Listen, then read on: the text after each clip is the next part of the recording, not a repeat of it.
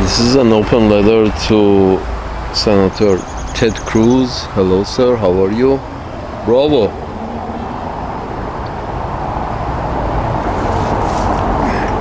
You're a senator of Uncle Sam's land and a successful one, apparently. So, bravo. But here's the thing. I listened to you a few times 10, 15 years ago. A few times, and then I decided I don't like to listen to you anymore. 10 years ago, wherever you came around in politics. And I could pretty much avoid hearing you by just not listening to Fox. So, there are certain people that you hear them once or twice, their perspective. You hear their perspective once or twice and you really don't want to hear their perspective anymore, so you try to avoid them. And I was successful in avoiding you because, I avoided Fox, hearing Fox News channel, so I could avoid you because that's where your opinions matter. Salute. If your opinions, here's how you know you're maybe an oddball, when your opinions matter in only very few places. If your opinion matters as a senator, if your opinion matters in very few circles and the rest of the circles trying to avoid you, that means you are what we call as I was I was trying to conclude that listening to your interview with Tucker Carlson is the longest time I ever listened to a senator. Senator Cruz, other senators I like, so I listen to their conversation much longer, but to you, this is the longest time I dedicated to hear from you. And funny thing happened, within 5-10 minutes of your start of the interview with Tucker Carlson, Senator Cruz, within 5-10 minutes of the interview, I scribbled something on paper so I can remember saying it. I remember mentioning it. And so I scribbled moral flexibility. I scribbled morally flexible. And by the end of the interview, wouldn't you know that the only truthful thing you said during the whole interview was near the end when you said, quote, "I am not in a morality game," end quote. This is what you said near the end of the interview, which I got it in within 10 minutes of the interview, that, sir, this is... why aren't you in the game for morality? Why are you morally flexible? Here is the thing, sir. You're in governments. I mean, if you were selling cars, I would say, yeah, moral flexibility is good. Moral flexibility is good and can be considered as an asset for a car salesman. You see what I'm saying? But you're in governance. If you say, I am not in a morality game, if you admit I am not in the morality game, and a listener like me hears you and realizes you're very morally flexible, sir, you can't be in the government. You can be a banker, you can be a candlestick seller, you can be an engineer, you can be a lawyer. You can't be in governance, because governance is based on principles. Moral flexibility, or as you said, being amoral, when you say I'm not in a morality game, being amoral, Mr. Ted Cruz, which you wear it as a badge. I'm not here for the morality of it. I am amoral, i.e., this is my badge. My badge says amoral. Or as I say, you're morally flexible. Governance is about you're governing your tribe. Being morally flexible means that you may see a lot of shit, but not be bothered about it. That's what moral flexibility is. Why you won't get bothered with shit is because it's based on interest. It's not based on morality. So 1 million people between Ukraine and Russia, about 1 million people have died, and you're still hooraying, patting yourself on the back, believing that yes, Russia is our enemy. Well, Russia wasn't your enemy. It was in NATO. It was in NATO meetings. You invited them into NATO meetings. Then you started expanding NATO. Before expanding, Russia said, "Can I join?" You said, "No, fuck you. You're not white enough." Do you remember that? Sir, your amorality, or the fact that you're morally flexible is not a good thing in governance, because then you measure everything based on your interest. And I must have heard this like 500 times, that this is not in our interest. This is not in our interest. If it's only if it's our interest, we do it. Sir, you're not living on your own planet. You're living on a planet called Earth. There are 8.5 billion people living on this Earth. But if you go around guns blazing and telling everybody, telling everybody to bend over because it's in your interest, somebody's not gonna bend over. Let me repeat this again. General McFlynn, or General Flynn, was recently, I heard him basically going on General Flynn, the guy who was Trump's pick first time, apparently the second time. The gentleman was saying that we have to take care of Iran right now so we can go and pivot towards China to take care of China. And so this shit never is gonna end. The idea is we go after our opponents, i.e. who don't want to bend over, from the weakest one to the strongest one. You know, the way Mr. David Ramsey recommends getting rid of debt. Take care of the smaller debts, then bigger debts, you know. So, you know, you can take care of all of them, but start with the smallest one so you can feel good about yourself. I mean, you kick the Afghanis' ass and you feel good about yourself, and you kick the Iraqis' ass and you feel better about yourself. Now you're going to kick the Iranians' ass and you're going to feel better yourself, and then you're going to try your hand with Russia. And China is, according to General Flynn, retired, apparently, you know, China is going to be the master prize. Folks, you guys have an insecurity issue. You white people of European descent, you have insecurity issues. You're insecure. If you're not dominant enough, you become very paranoid, and you get into all kinds of trouble in order to assert your dominance. Like we are a pack of, you know, like we are a herd of cows and a herd of bulls, and these bulls have to assert dominance over each other. It's like you haven't.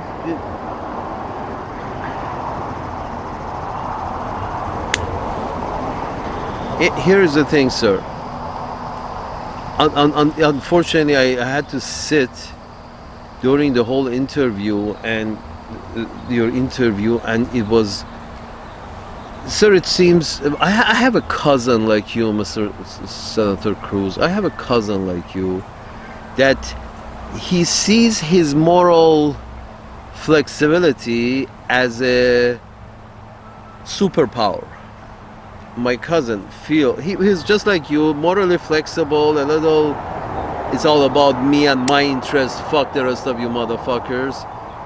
So, and to that end, he was very morally flexible. And you remind me of him. Sir, it's not a superpower. Being morally flexible doesn't give you superpowers.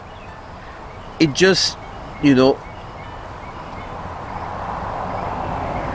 it's just, and if you're in any other job, it would be okay, acceptable, but you're in politics. The whole concept of politics is what is better for the environment that I exist in. That would be my tribes and the tribes that are connected to me. The Europeans are okay, the Asians are okay. I want everybody to be okay.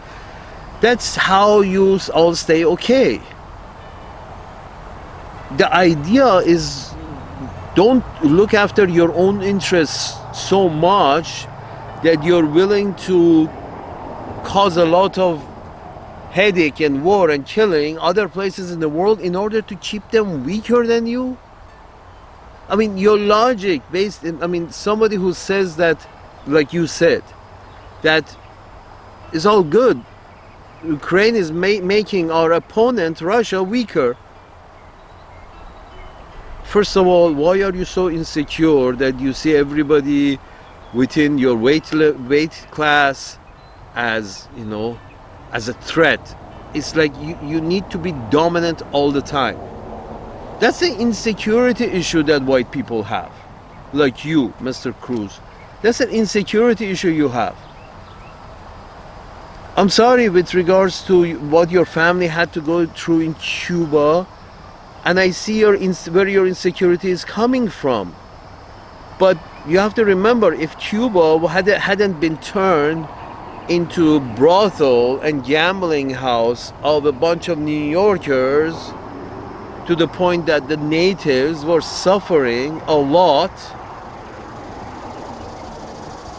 The natives were providing the cooks and the whores, and the visitors were providing the money. That's how Cuba was basically a whorehouse and a gambling house for white people who came from Florida and New York. Sort of like Florida's toilet was Cuba. So the native population, a lot of them got pissed off of the situation, rose up. They needed to do something to come out of that situation of being a toilet for American gangsters. So it went through a period of revolt and nationalism, and it wasn't so much communist that it was nationalist. Mr. Ted Cruz, you have so many things wrong. I don't think you believe in them, but it's just, it comes with the character that you have built for yourself in Texas as a senator. I think, you know, you put out an act that you think it's palatable for your funders of your campaign, your backers. I don't think you believe half of what you're talking about. It's just, again, you're morally flexible. You don't have principles, Mr. Ted Cruz. You have interests, and you think it's smart to have only interests.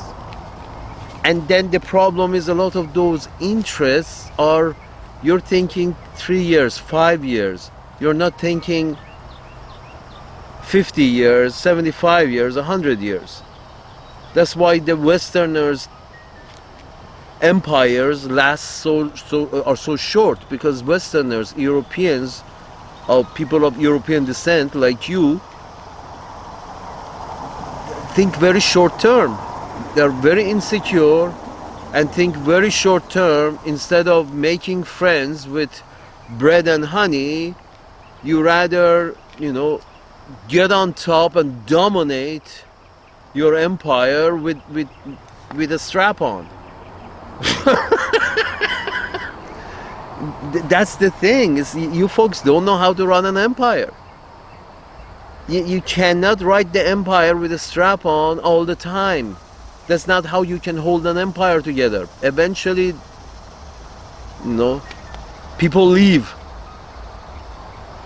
want to get out, and and your answer to that is no. I'm going to put another strap on. I'm going to come at you with 2 strap-ons, with 4 aircraft carriers. If you don't submit, Mr. Ted Cruz, you're going up the ladder. The final prize, as far as you white people are concerned, is apparently China. So it's Iran, and then Russia, and then China, and you started all of them.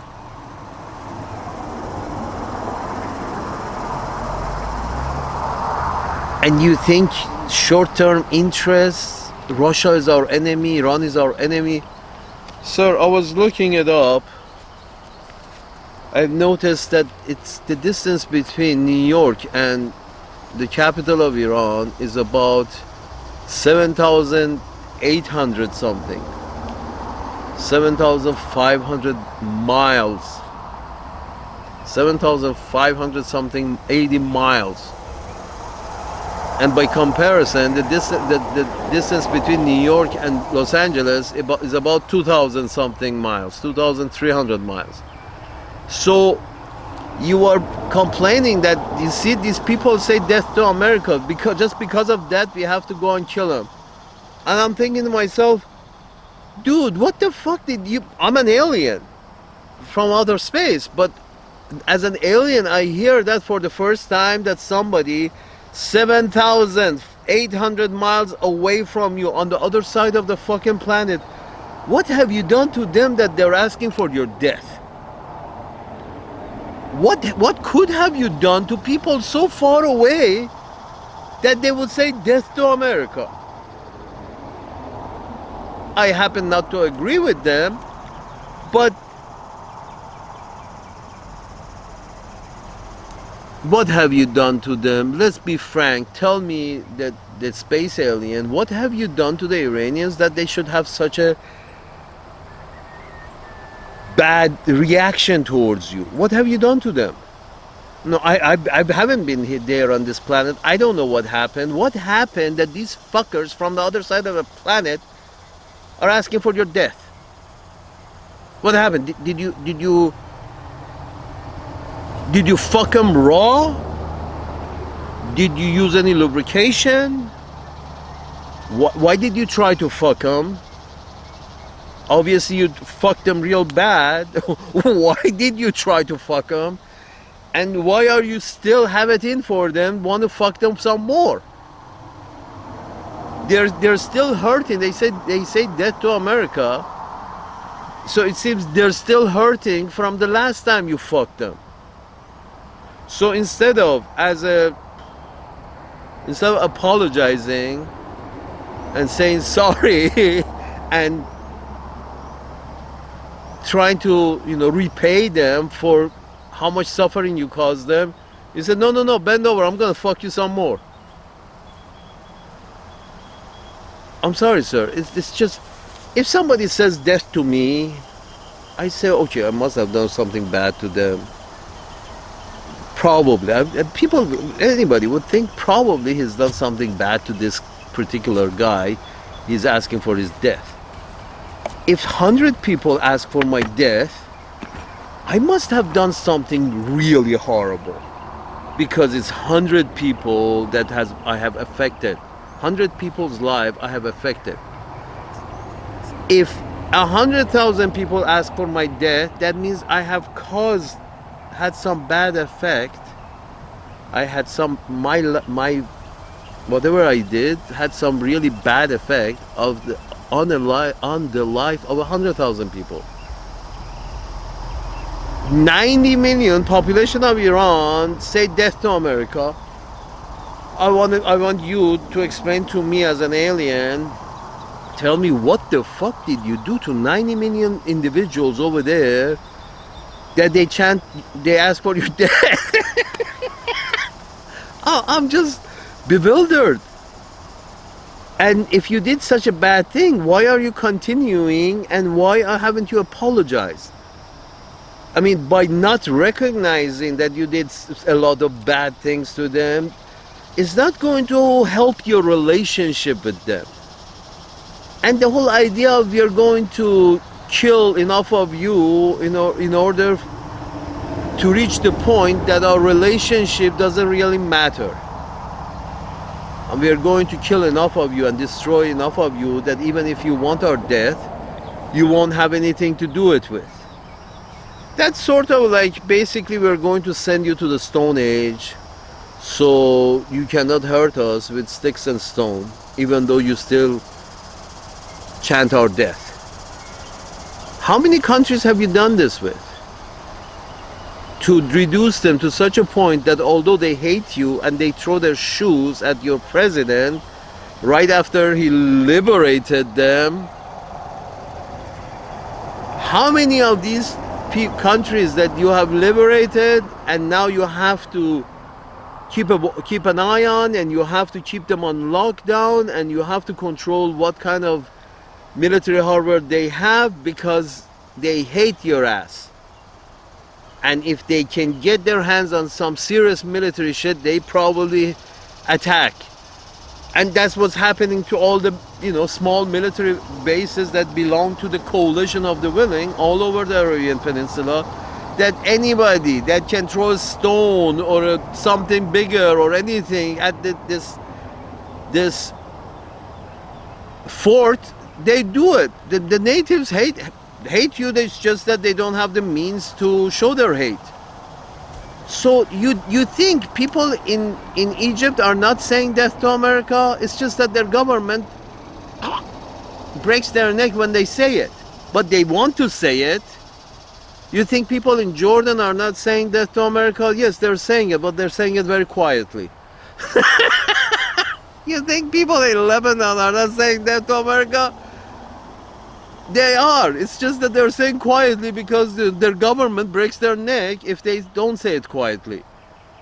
You think you have any friends on the Arabian, real friends on the Arabian Peninsula and North Africa? No, you don't. All throughout the Arab world and African world, a lot of people wish death upon you. Many don't say it because they see it's not inducive to business. Many don't say it because their government are repressive. But don't make a mistake. Anybody who's been on the receiving side of the bayonet from white people, you think even generations later they would wish well for white people, even if because they know their ancestors received the bayonets up their ass from white people. Sir, here's the thing. You have done something on your planet as white people, as people of European descent, as North America, as Europe, as colonial Europe, as North American colonialism, as NATO colonialism. You have done something bad to the rest of this planet, the rest of the races, the black and the brown and the yellow and the red and the green.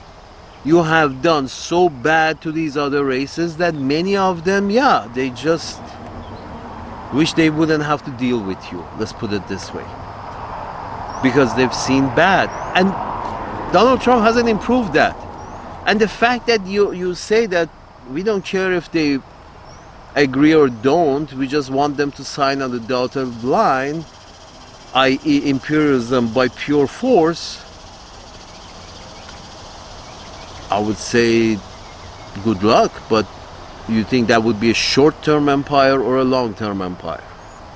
If you have to keep if you have to keep a gun on everybody's head at all times, I don't think that makes good for a long-term empire, a peaceful long-term empire. You can't keep a peaceful long-term empire when everybody is in martial law and you have a gun to everybody's head. That's a prison. Uncle Sam's managers, you as a senator want to run a prison? for all these inmates, and Iranians are the last ones who have been misbehaving supposedly. So you go in and you want to toss their cell, you know. And that brings me to the point that I wanted to make. Sir, it seems that forgive me, but I'm being blunt here. You seem very racist. And I tell you why. The idea that that would be me, Senator Ted Cruz, I decide whether the Iranians can have a certain technology or not. I, along with my friends, my pals in the Senate and our dear leader in the White House, we, a bunch of white people of European descent who have very dangerous weapons ourselves, we decide which country can have what kind of weapon. We. You know what this sounds like? Sounds like your father saying that no, this kid can play with a knife and that kid cannot play with a knife. This is a very simple way of putting it. This kid can play with a knife and that kid cannot. Saying basically Israel can have nuclear weapons, and Pakistan, India, China, Russia can have the British and the fucking French can have nuclear weapons, but Iran cannot. The question, when I say racist, this is the question. This is why I say it's racist. Why do you put yourself in the position of a guardian, a father, or a mother who has the right to decide whether Iranians can play with the knife or not? You see what I'm saying? You have to sit yourself above everyone else to even consider that it's your place to decide whether Iranians can play with a knife or not. It's clear that the Israelis have the knife in their hand. They have like about 3, 4, 5, 600 nuclear warheads. Who knows how many? They don't need that many. Iran doesn't have that many cities. There are not that many cities in Middle East. So what is it you're saying? You're saying that we, white people, in the Senate and the executive, and even Barack Obama, he was white. He was raised by a white family. He believed in white supremacy, and he was 50% white. But so you never allow the really non-white people into any of the chambers because there is a great relationship between America, Uncle Sam's managers, and the European ex-colonies. There's a great relationship there. So you don't appreciate anybody who, is unfriendly to any of European countries. So everybody has to be friendly with them. And by extension, because Israel is an extraction of Europe, the Ashkenazi from all over Europe have congregated in Israel. Also, it's an extension of you. So, extension of white people. White people in North America and white people in Western Europe and white people in Israel, conspire, get together, and to basically grab some land in West Asia. And anybody who opposes this land grab, which happened in North America, it happened in South America, it happened in Israel, in Australia, and now it's happening in Israel. They're looking at, it's a land grab, and you're saying anybody who opposes all land grab is a bad person, a terrorist, anti-Semite, and needs to be killed right away. Needs to be opposed. Anybody opposing our land grab, land grab of white people, Ashkenazis, and even the Christians who are willing to come and fight alongside the Ashkenazis, all good. As long as you're white Europeans, either from Europe or North America, you can join the fight and you're welcome.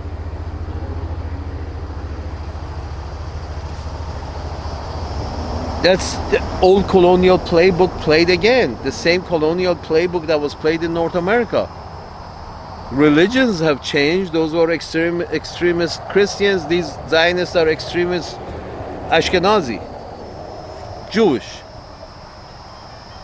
But the playbook is the same. And you say anybody who opposes this, we are the parent, we being the, Uncle Sam's managers, we are the parents, and we have decided that Iran cannot have nuclear weapons. Why? Are you their father? Are you their mother? What gives you this moral authority to decide who can and who cannot have nuclear weapons? Who gave you that permission? And the reason I'm saying is because you're making that the reason to going to war with them. Okay, fine, but who gave you the permission to be the judge of who can or cannot be the owner of nuclear weapons? Who gave you that? Why do you think you're in such a superior position on this planet that you get to judge? We white people in North America and Western Europe, we decide who can and cannot have nuclear access to nuclear power and nuclear weapons. You have offered Australia a bunch of white people to join you in AUKUS so you can pass them nuclear technology and nuclear weapons, because now they're in a union with you through AUKUS. The British island is in the middle of Atlantic, and somehow the British and the Americans between Atlantic and Pacific, somehow they're in a military union with Australia, which is sitting on the south side of China Sea. The British have to be in a military alliance with a country in South China Sea. That makes perfect sense. No, it all goes back to your sense of superiority. Your sense of, we decide who can have what technology. We decide who their leaders should be. This is white supremacy. We decide who their leader should be. We decide how they should treat their women. We decide how they should treat their children. We decide who should govern them, and we decide what kind of weaponry they should possess.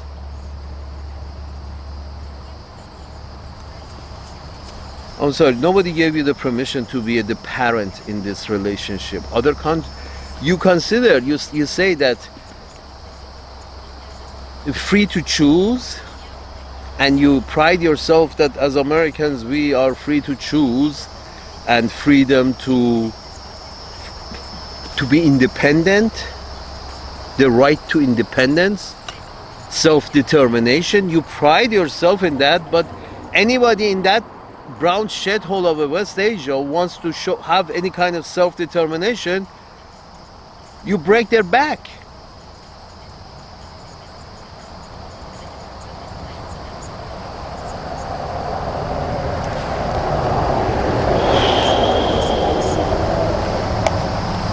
I would say then you consider yourself worthy of having self-determination, but other races unworthy of having self-determination. That's why you continuously interfere. And please forgive me, you try to get away with these simple explanations of, you call yourself a non-interventionist hawk, and you try to, that's a part of your moral flexibility. So in this case I oppose it, and in this case I agree with it. I stand for it based on what's better for my short-term interest. That's your moral flexibility speaking. You know, the word you used was non-interventionist hawk. So basically you say we bomb them and send them back to Stone Age without actually putting boots on the ground. You know how much you have to bomb them to send them back to Stone Age so you don't have to put boots on the ground? That's a lot of bombs in a lot of years. That's non-interventionist hawk is basically somebody who says I bomb from the way and I would not touch it. It's a hawk that shits on people, doesn't grab the prey, doesn't fight the prey, shits on prey and flies away. Non-interventionist hawk. Again, who gives you the right, sir? Why do you think you have the right to determine who should lead or who should follow over there? Why do you think you have the right to determine who should have access to technology and who you shouldn't? The only answer to that is, yes, I'm a bit of a racist and I see it my God-given right to stand in the way of progress of other races in order so that for my race would be stay dominant. That's the only explanation. That's a very racist act, sir. And you try to, you try to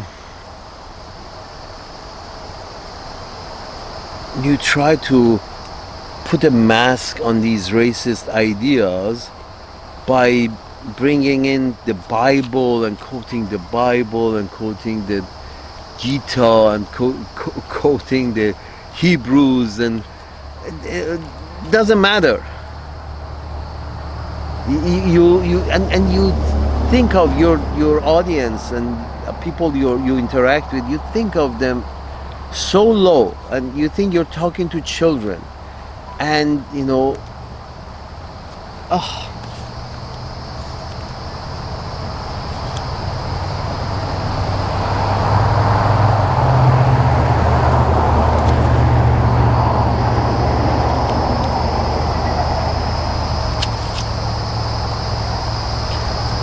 when you go on and on and on as to how, my concern is, how does this affect America?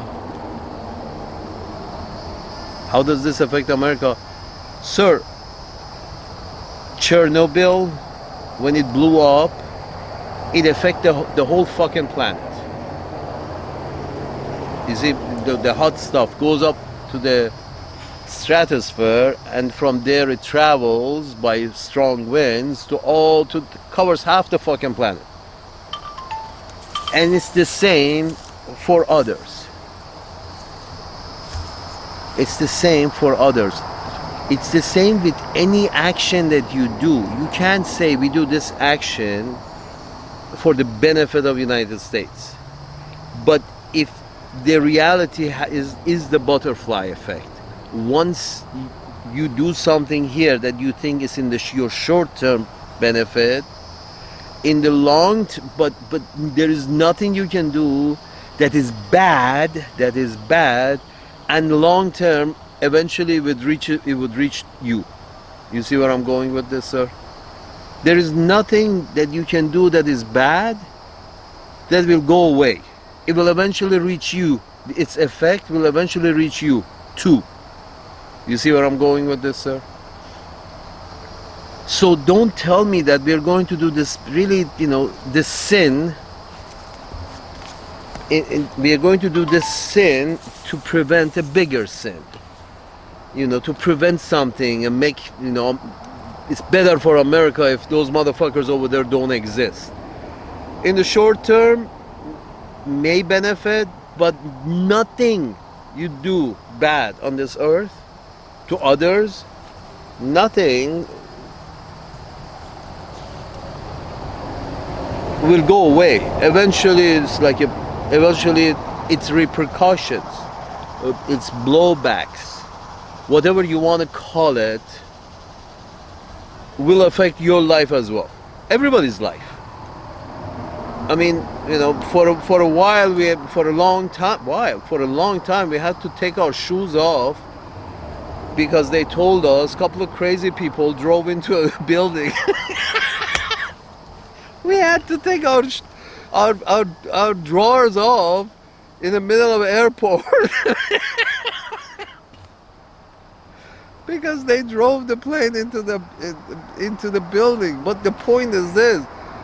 That's what I'm saying. That bad thing that they did caused so much harm that it affects everybody. We have to take our shoes off. We have to, have an anal exam every time you pass through the airport. This is, again, and it affects everybody. Almost anything bad you do affects everybody in a diverse fashion. So this whole idea that we only do things that are in our interest, believe me, those things that are in America's interest are usually those things that are in other people's interest as well. Let me repeat that again. Those things those things that are truly beneficial to America, are they really truly beneficial to America, are also beneficial to everybody else. What I'm trying to say is that if you educate Americans more, that would be beneficial for people of Sudan as well, for the people of Iraq and for the people of Somalia. If you can educate Americans really well, they would benefit as well. But what you're doing is you're taking money from educating Americans, and you're bombing Somalians with that money. You're bombing Somalians. You're doing something really bad, I guess justifiable for short-term interest. But considering that now those kids didn't have that money to get educated, and now the Somalians, you're going to have a repercussion or a blowback or karma is going to travel around the world and also affect your life in some inconvenient manner. Something as simple as, having to fucking take your shoes off in the airport. You see what I'm saying? Those things that are really in the interest of the United States are in the interest of the world as well. But those things that you are trying to sell as America's interests are usually those things that are in the interest of very few companies, corporations, individuals in a very short-term basis, because they get to buy and sell a lot of stocks and a lot of arms and a lot of shooting and a lot of building until things go back to normal. That period that you think you have done good because, you have weakened your enemy and you have increased your own territory, you think you have benefited, but that's short term. Everybody on that land is now cursing you double. You see where I'm going with this? And you have kept your people uneducated. And eventually there would be a war between your uneducated people and those uneducated people who are uneducated because, you bomb their schools. You make the bombs from this money for the schools for your own people, and you drop these bombs on the schools that those other people have built. And you're telling me you're running a sane empire.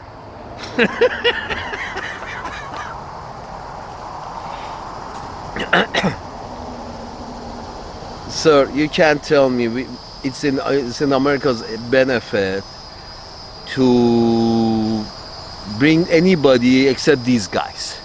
We bomb them and we send them to Stone Age, and hopefully things will work out. Anybody except these guys.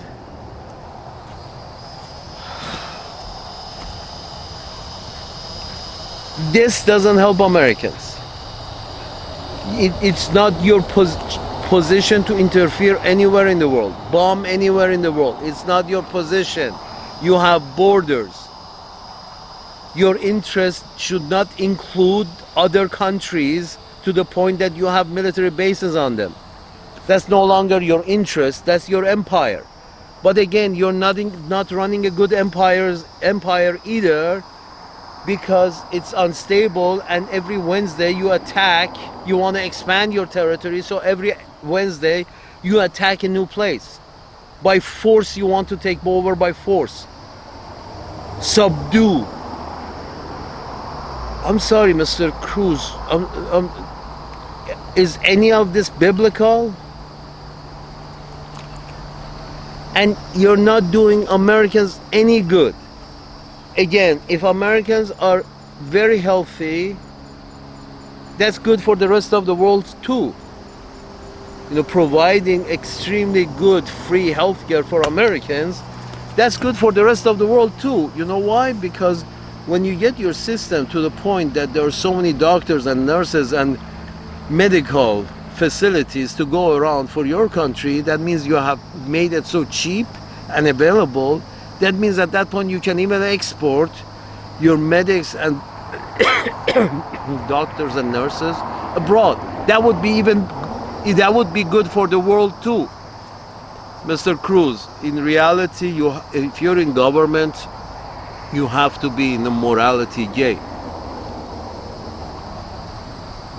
The reason for that you will find out if you are in the morality game and you understood that we can only do things that are in the long term interest of our people. When you consider that, then very few things that you have to do them, and only they are domestically, that are real in your long-term interest. And kicking ass abroad is not one of those things. It's absolutely not in that bag. Education, healthcare, and housing of your people is the things that are in the long-term interest of your people. There's another thing, Mr. Ted Cruz, when Tucker Carlson tells you that how should we take care of these people in the streets, sleeping, blah, blah, blah, on drugs and sleeping and this and that, the only thing that came to your mind was that, yes, I keep telling them, we have to start arresting these motherfuckers, but these Democrats are not arresting enough.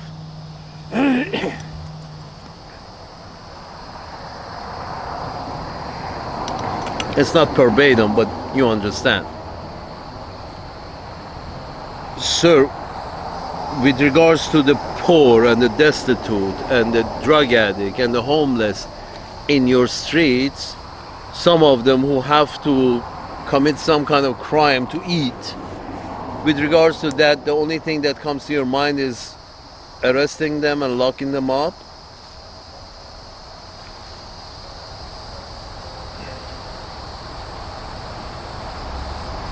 Maybe send them to leper colonies?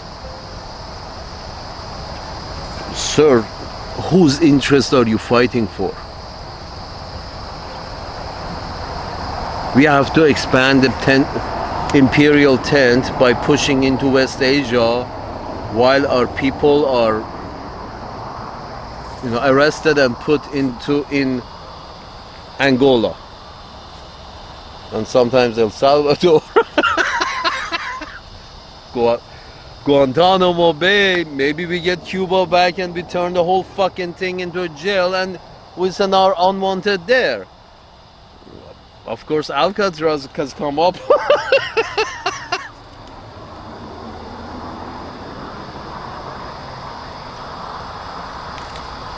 A mature person, Mr. Ted Cruz, understand that his short-term interest is usually not the same thing as their long-term interest.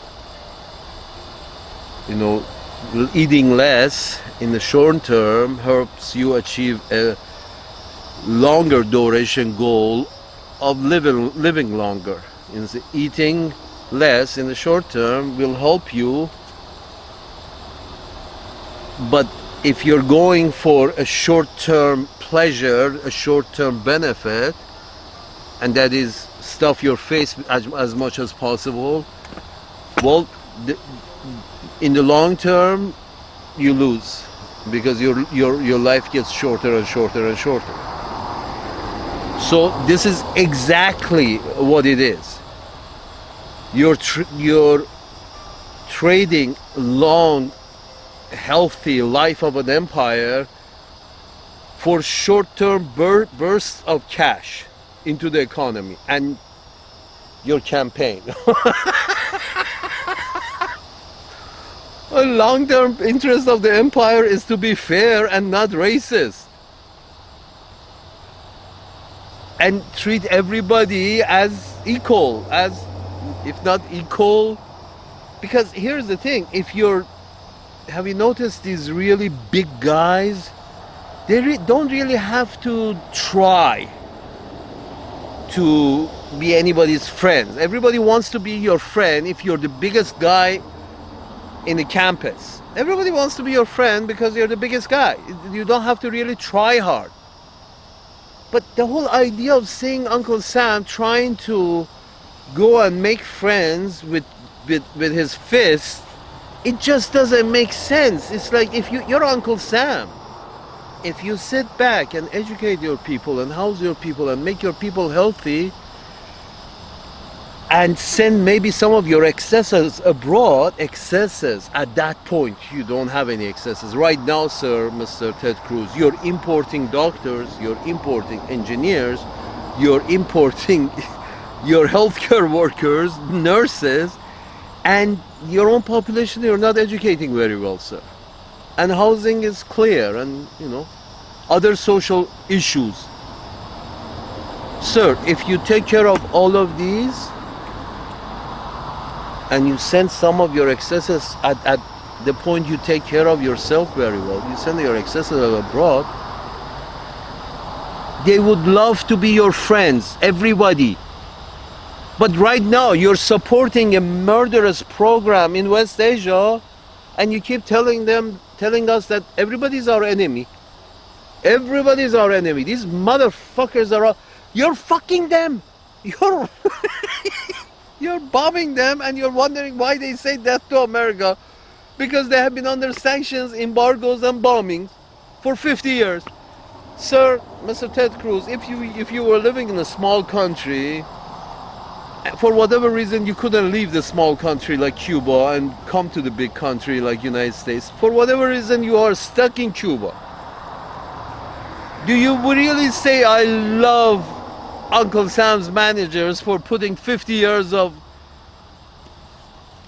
sanctions and embargoes on us? We just love them. Can you see yourself saying that, thinking that yes, I like to be under constant pressure of sanctions and embargoes, and I would love the people who are doing these sanctions and embargoes on me. I love them. I would love them. I would love their long life. What are you talking about, sir? There haven't been a decade in which you, Uncle Sam's managers, haven't been trying to somehow bring some pain and suffering to the Iranians and to Iraqis and to Afghans. Sir, Afghans. I really don't know what to say, because I think you know better. It's just that you're kind of sure your audience doesn't. So, but you play your part exquisitely. You, like a lot of other white people, go on, and white people in power go on and on about Reagan brought down the Iron Curtain, and he brought it down with the bully pulpit. Seriously? Soviet Union was brought down by Reagan and his speech. Exactly when I say, here's the thing, Mr. Ted Cruz, when I say you look at us as children and you think your moral flexibility and coming up with these all kinds of creative nonsense, you think this gives you an edge. This is your superpower, that you're morally flexible, and so you can come up with this questionable lines of thought and lines of monologue that you know, turn and swirl and turn and swirl to get to the point you want to get. And you know, you can do that, sir. You can talk about Santa Claus, but only children will believe you. You can be morally flexible and, you know, say Santa Claus is real,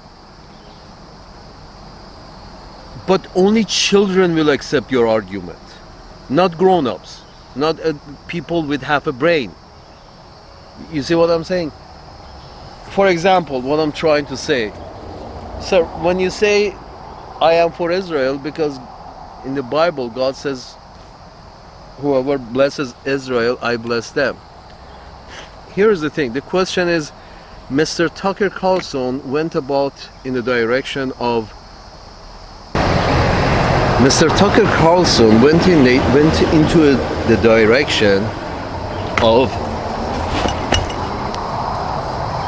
whether God, when he said those who bless Israel, I will bless them, whether God meant this Israeli government.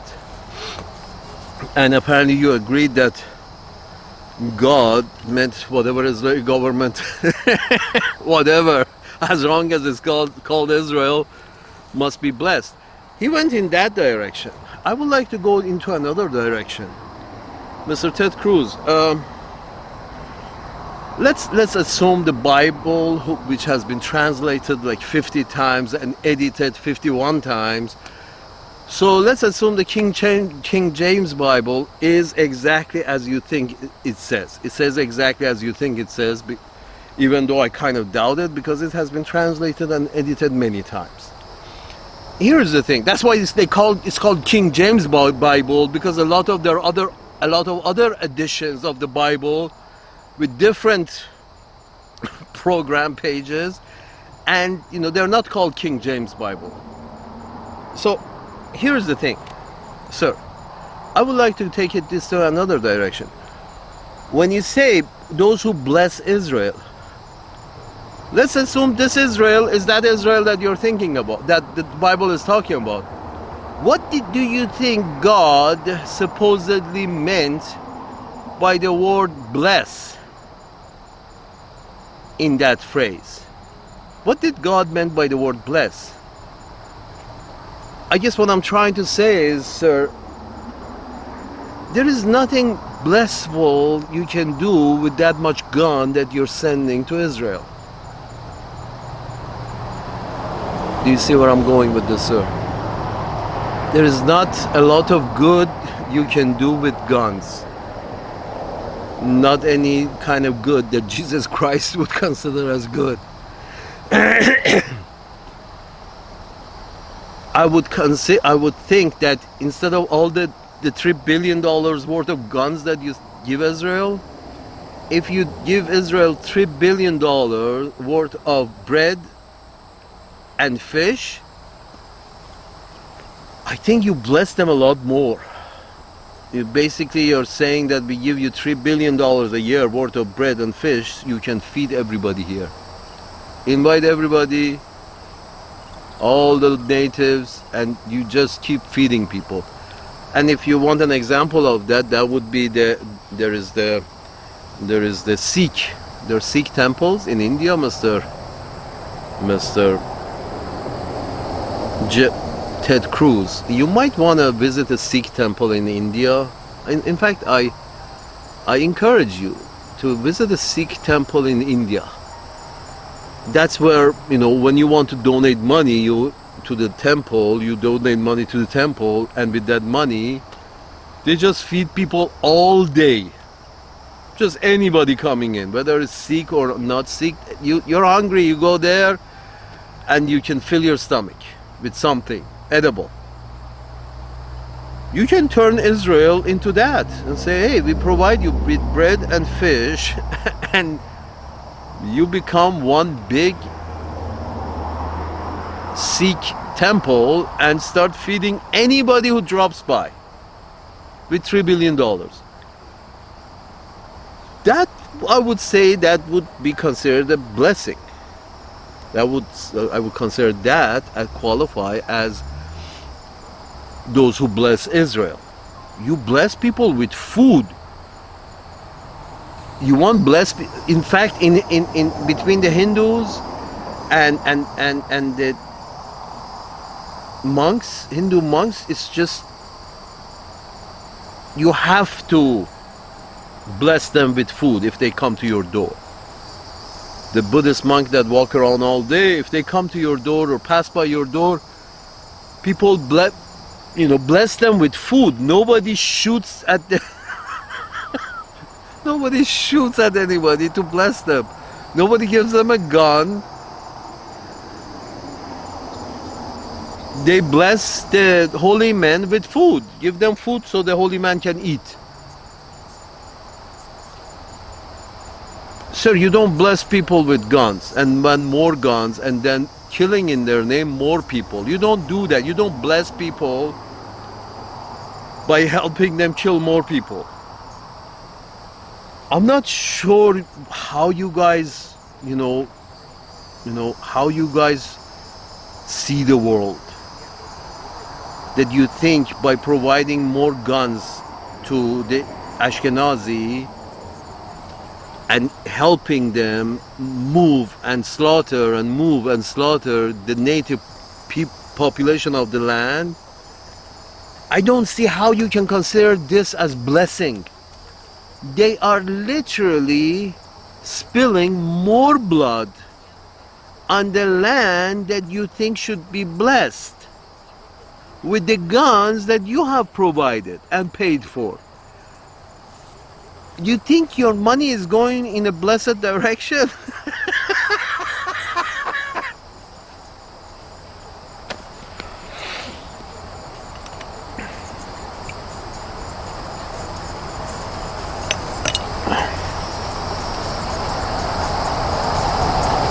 Sir, Reagan did not bring the Russians down.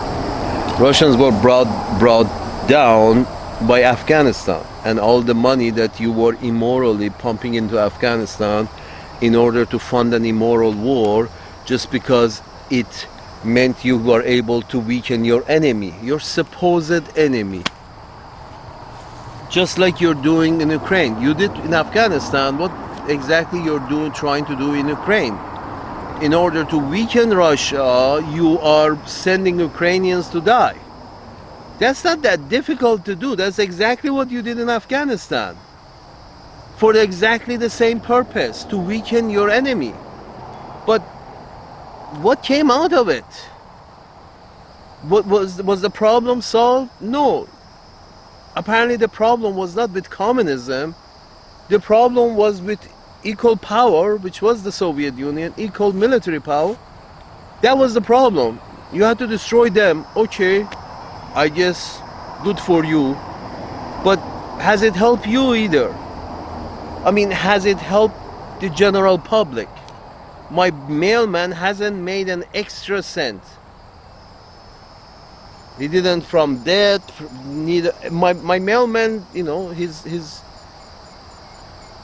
he feels his life was much better way before there was any of this animosity between the United States and all these countries that you supposedly call your enemies.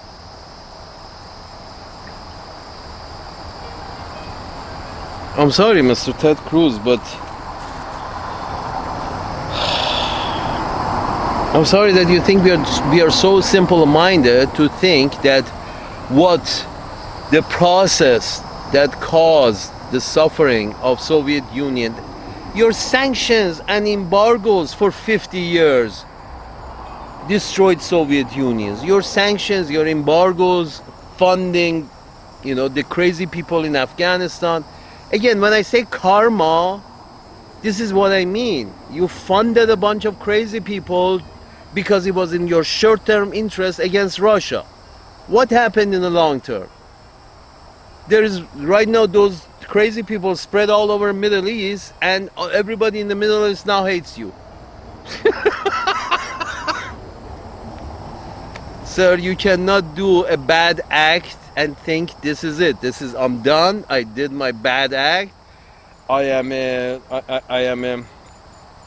hawk, but I am a non-interventionist hawk. So I'm going to just bomb them to Stone Age and then leave. Stone Age people were very violent and fundamentalist. So by bombing them into Stone Age, you literally force them to become more fundamentalist and violent. Remember, cave people were violent and fundamentalist, more violent and fundamentalist than us. It was the cave environment that made them, or it was the wild environment that made the caveman wild and fundamentalist.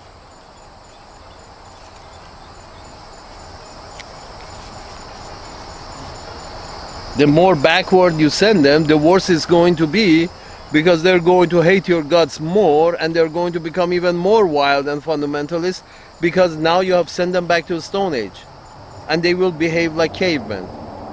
Any questions?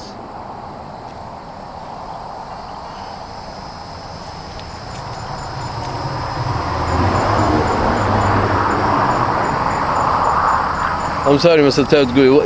It was very funny to me that in one sentence you talk about human rights and how we should, as continuation of speaking about thinking that Reagan, by going on his bully pulpit, he was the reason Soviet Union came down.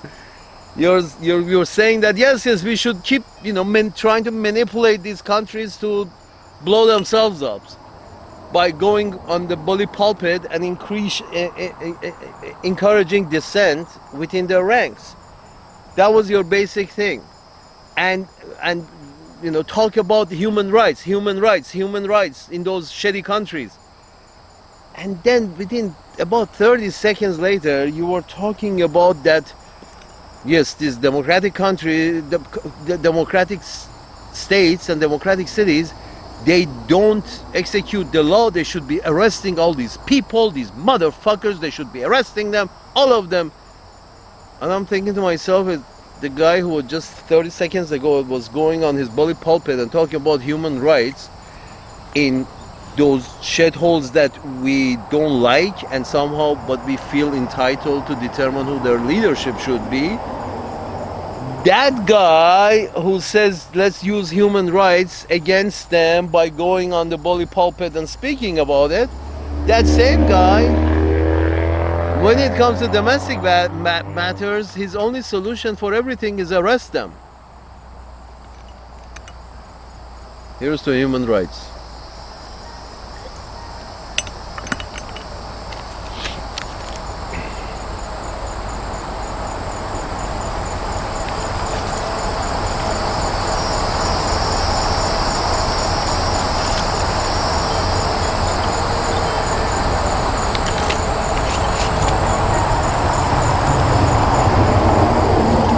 Sir, there is a reason that you have an overlap of enemies with Israel, is because you're supporting a very destructive regime of Israel.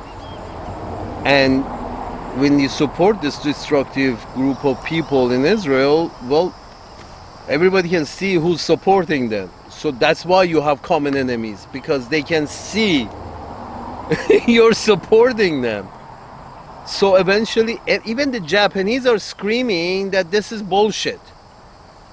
The genocide and support of the United States for the genocide of people of West Asia, the Japanese are screaming now. The calm, quiet, flaccid Japanese. No, as soon as you stop supporting them, I have a feeling, Mr. Cruz, everybody's going to be your friend. As soon as you stop supporting Israel.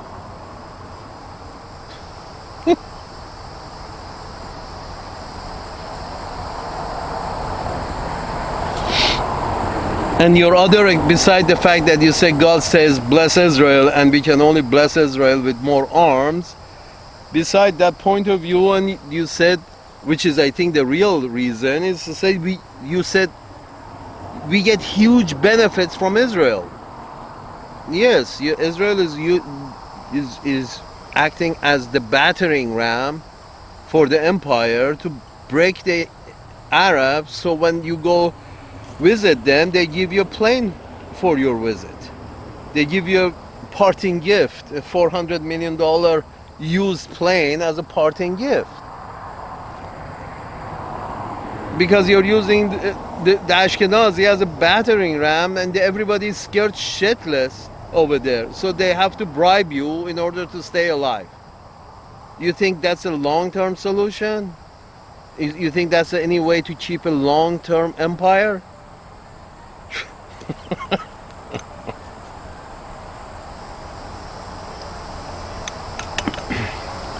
Sir, the way you're advocating the empire should be run is a very gangster manner.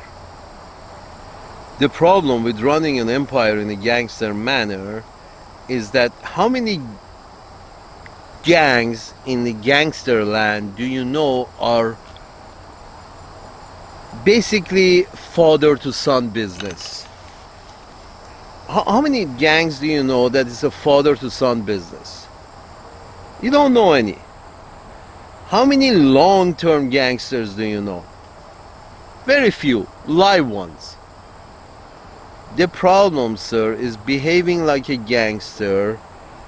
You can do that, you can behave like a gangster and run an empire as a gangster, but it's very short-lived.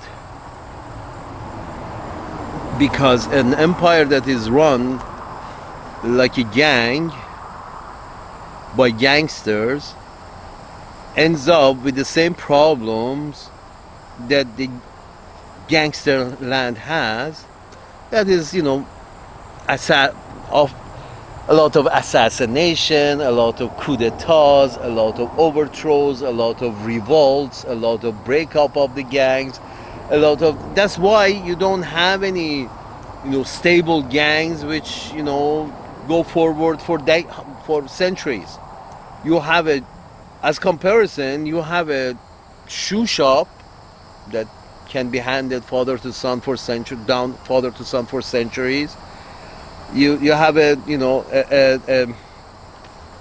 factory, you can do that. Business, you can do that. But in gangster land, they don't have long-term plans, let's put it this way. And not running an empire based on some long-term vision of good is a waste of an empire, and the empire will come to an end pretty soon if it's not based on some long-term vision of good. Just for 1 second, Mr. Ted Cruz, imagine that you have been spending all your money on making your population, turning them into engineers, doctors, and nurses for the past 100 years. Instead of all this bombing campaigns around the planet. Do you think can you imagine how much good these educated Americans could have done for America and the rest of the world? It's just, it can happen only based on long-term planning. Doing good, calculated good, that brings long-term blessing to everybody. You cannot do bad to Iranians, to Iraqis, to the Afghans, to Libyans, to Liberians, to Egyptians, to Syrians, to the Jordanians, and expect you cannot do bad to them on a continuous basis, but think that everything is going to work out good for you at the end.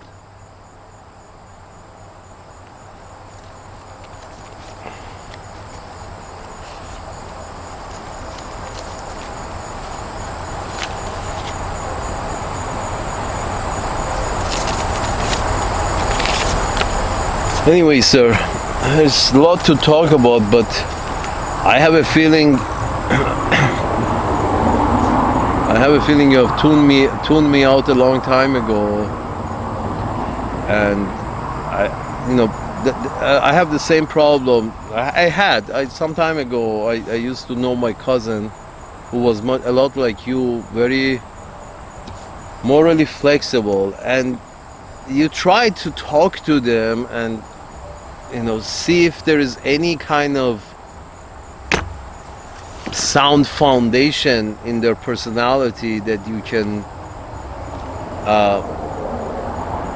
count on, and you realize that there is absolutely no sound foundation. That's it.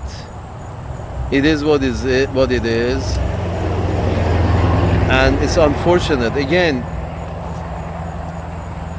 if you're not in the morality game, as you said, Mr. Ted Cruz, if you're not in a morality game, you shouldn't be in public service, because public service is what is good for the tribe, and not just my friends, not my financiers, what is good for the tribe. Because in reality, what is really good for your tribe is also good for other tribes, your neighboring tribes. What is really good for your tribe is also good for your neighboring tribe. It's just that you never do it. You never recognize it. You never do good, because it's long-term planning and costly.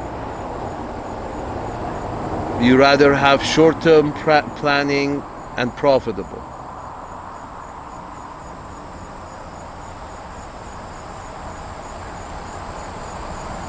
It's unfortunate.